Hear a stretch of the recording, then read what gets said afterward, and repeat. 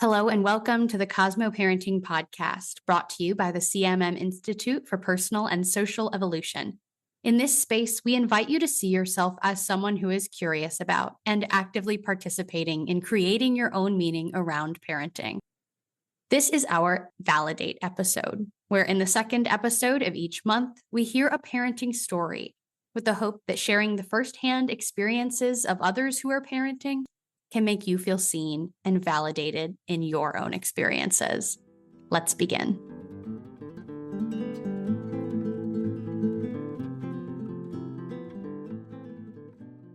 Today, I am joined by Melanie, who is a parent to one teenage child. Hello, Melanie. Thanks for being here. Hi, Abbie, and thanks for having me on your Cosmo Parenting session. I'm so looking forward to hearing from you today about order and chaos. So just broadly, Melanie, what's your story around order and chaos in your parenting world? So first of all, my little parenting life is about 18 years old and pretty, let's just say, a just normal family with dad, mom, and then obviously the now teenager. And my partner then passed away last year, which was quite a sudden change in the family dynamics. Also, 4 years ago, my mom suffered from a serious stroke. So there's another change that was in, and my support system seemed to have just not fallen away completely, because yes, we do have other little structures in place, but yes, my main man was not there anymore. And it left me in that place of being, so what next? So that's pretty much my world and how that dynamic had changed. And that was, I think, the greatest chaos in our little world. Yeah, that certainly sounds chaotic. And I think people can probably imagine that feeling. And, our very last theme of this year is going to be change. And I think that is, I'll, save that conversation for that time. But it does, overlap with this order and chaos conversation a bit in terms of using it as a lens and really trying to learn to be flexible and adaptable, because there are things in your family life that you just absolutely cannot control. And so it can't be order 100% of the time. Yeah, no, absolutely. So I'm just thinking too that I very jokingly say that we have a daily dance that starts the morning, which even in that very day after I now woke up as mom alone in a home. Yeah. It was waking up, having that coffee. So obviously the teenager is of the age where she joins in on that coffee. So it's having that coffee regardless of the mood. There's a little bit of music going, whether the teenager's grunting or whether there's a bit of light conversation or being serious conversation. That's literally how the day will start. And that is a saving grace, is that just having a little bit of routine and not veering from that routine too much. Yes, things do happen, but that routine has just been something that made the start of the day, start of every day. It just gave it that I know what I'm doing. Sometimes I need to go on autopilot, and that just does help. Yeah, I imagine that is helpful for both you and your child to create smaller moments of order within a larger feeling of chaos. I'm curious how you relate to that, of this like dual experience of teaching or helping your child through a chaotic time at the same time that you're also helping yourself through it and experiencing that same chaos.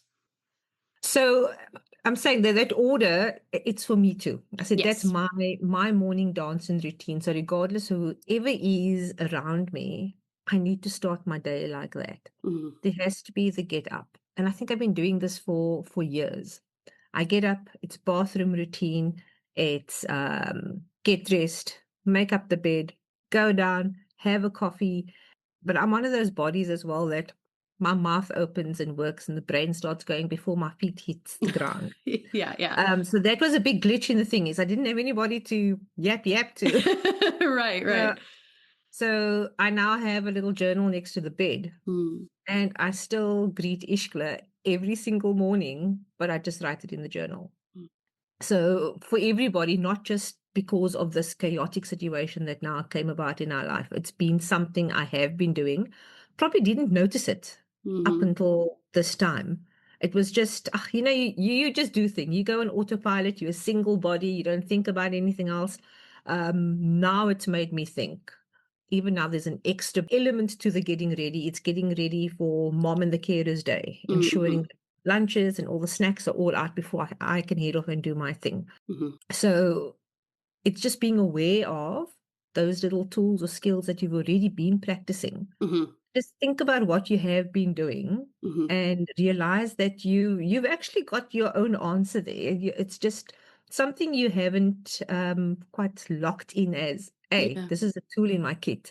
Mm-hmm. And I think this past year and a bit has actually made me realize that I have got something. Yeah. It definitely has its purpose. And I'm thinking the teen is also now kind of picked up on that morning routine. Mm-hmm. Coffee is like we have to. Yeah. You have to have your coffee. We have to have a breakfast. Yeah. And then you head out for the rest of your day, whatever it may be. Mm-hmm. Mm-hmm. Yeah. You referenced your mom earlier. Are you caregiving for her? So we are all in one home. So Yes. yes, so mom is there. I'm full-time Mhm. carer. I just want to bring this up as something that I think we've kind of touched on in a couple other stories so far this series, but not really gone into the specific, again, using the lens of this month, the specific order and chaos of, even though, this whole CosmoParenting is about your identity as a parent to a child, you are also still the child of a parent while you are also, Mm. so you're in this kind of in between. I think that's an experience that a lot of people have trouble navigating, of balancing these demands on either side of your life, of you as a parent and your own parents. And not everyone's parents live with them, but a lot of people, I think, probably navigate similar situations to you. And Mm. what I'm hearing and what you're saying is that in all of these things that pull for your attention, particularly now that all of the responsibility rests on you as a single parent, that it's really important for you to have that moment to connect to yourself before you can connect Mm. to your other relationships in the most meaningful way. Yeah, no, that is it's definitely a true point that I know I don't often have the chance to have much time in a day to have it Mm-hmm, all mm-hmm, a mouthing. So another thing is driving to work. And there's a lot of breathing that goes on. And I speak to Ishkla. So I don't have a radio in my car, so I would perhaps either just hum something myself or I have conversations with myself. I am a bit of a talker, uh-huh. Yeah. but that's all little bits of or points of sanity savers Mm-hmm, that mm-hmm, helps me. I said, actually speaking to you, it's like, oh, okay, so that must be another tool, not quite aware of it, but it mm-hmm, is just in conversation and sharing with others, you realize that, hey, I have got something. I shouldn't feel too lost. I mm-hmm. just need to hone in on those things and remember that I've got it. Yeah, yeah. I have got it. Mm-hmm, And once you do, be intentional about practicing it again. mm-hmm. Is there anything else generally you want to say to parents listening about order and chaos? I would think that especially when there's a young adult involved. So my teen is 17 years old. And it is amazing that they move from being this child totally in need of you to this child who is now in a space to support you. Mm, Do not underestimate your teenager. One instance was I wasn't feeling well on a weekend. The first time I was really ill, I needed to be shopping. I was caring for mom, but I needed supplies in the home.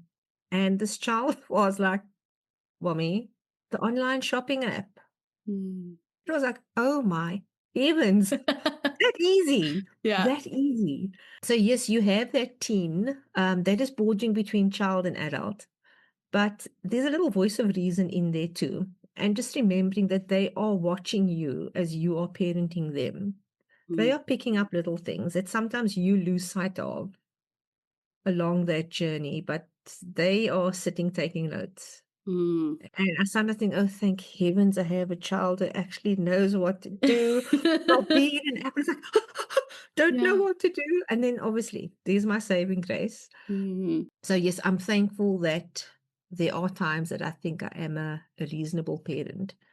And those demonstrations, it rubs off on the team. Mm-hmm. So I believe I am leaving little nuggets of good parenting skills. Mm-hmm. And however it is displayed or demonstrated in their life later on, it's there.